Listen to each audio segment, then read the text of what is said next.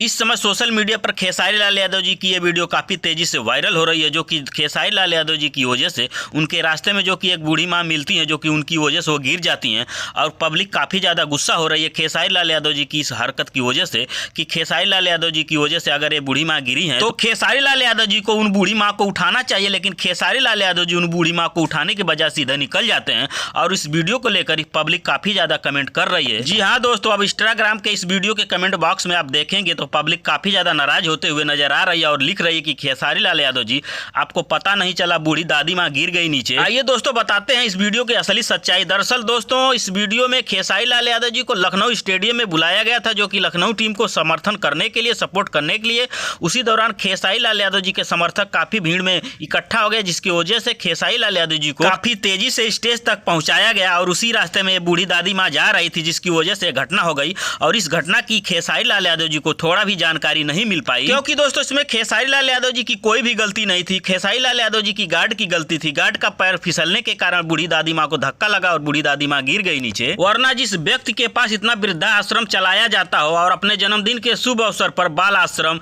वृद्धा आश्रम, अनाथालय में पैसा, रुपया, कपड़ा दिया जाता हो, वह व्यक्ति कैसे किसी वृद्ध का इतना अपमान कर सकता है। तो दोस्तों, खेसारी लाल यादव जी के इस वीडियो के बारे में मेरे द्वारा बताई गई जानकारी आपको कैसी लगी, नीचे कमेंट करके हमें जरूर बताएं। धन्यवाद दोस्तों।